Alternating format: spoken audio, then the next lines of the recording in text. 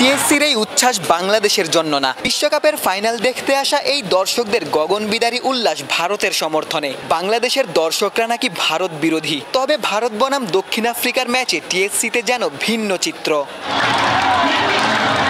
প্রথমে বাংলাদেশ, তারপরে আমি ইন্ডিয়া সাপোর্টার, মানে অ্যাজ এ ইন্ডিয়ান ফ্যান, মানে আই এম ভেরি প্রাউড। আমরা বাঙালি, আসলে ভাই আমরা বাঙালি হিসেবে ব্যর্থ ভাই।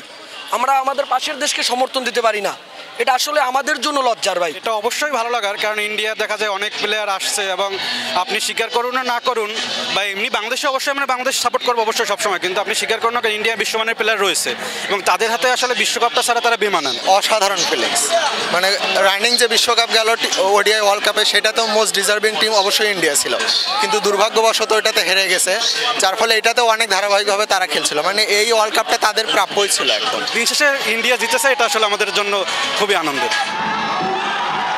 মুদ্রার অপর পাশটিও দেখে নেওয়া যাক। দক্ষিণ আফ্রিকার সমর্থকরাও ডিককদের বাউন্ডারি কিংবা ওভার বাউন্ডারিতে গলা ফাটিয়েছেন, ভারতীয় ভক্তদের ভুয়া ভুয়া বলেও রব তুলেছেন। শেষের যে কামব্যাকটা ছিল সেটা আসলেই খুবই সুন্দর ছিল, এই জন্য ইন্ডিয়াকে কনগ্রাচুলেশন। তবে আমার মনে হয় সাউথ আফ্রিকা যদি আজকে কাপটা নিতে পারতো, আজকে টিএসসি আবার অস্ট্রেলিয়া যেভাবে ইন্ডিয়াকে হারিয়েছিল, তখন টিএসসিতে যেভাবে জয়ের উল্লাস ভরে গিয়েছিল, আজকেও সাউথ আফ্রিকা জিতলে টিএসসিতে সেই জয়ের উল্লাসটা ভরে যেত। আজকে এখানে দেখবেন যে ইন্ডিয়া যখন হারা শুরু করছিল, এখানে ভুয়া ভুয়া হয়ে মানে বলে মানুষজন চিল্লাপাল্লা করছে, কিন্তু ভাই এটা ঠিক না ভাই। মানুষ হারতেছে, তাদেরকে আমার সিম্প্যাথি দেখাইতো। কামব্যাক যখন ইন্ডিয়া করলো সবাই কিন্তু চুপ, 80% মানুষ সাউথ আফ্রিকা সাপোর্টার ছিল, সব কিন্তু চুপ।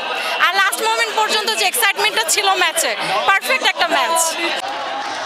ফাইনাল ম্যাচটি হয়েছে একেবারেই ফাইনালের মতো। গোটা ম্যাচ জুড়েই দুদলের অবস্থান ছিল দোদুল্যমান। একবার ভারতের পক্ষে পাল্লা ভারী, তো পরক্ষণেই আফ্রিকা ম্যাচে ফিরেছে। তবে জাসপ্রীত বুমরা এবং হার্দিক পান্ডিয়ার বোলিংয়ে শেষ পর্যন্ত ভারতেরই জয় হয়েছে। যোগ্য দল হিসেবেই ভারত চ্যাম্পিয়ন হয়েছে।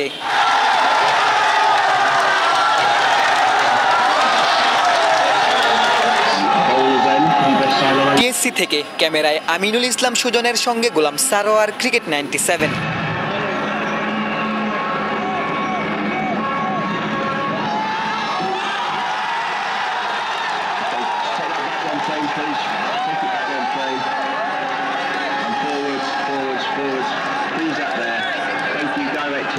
Short of the ground, ready with my decision for the big screen.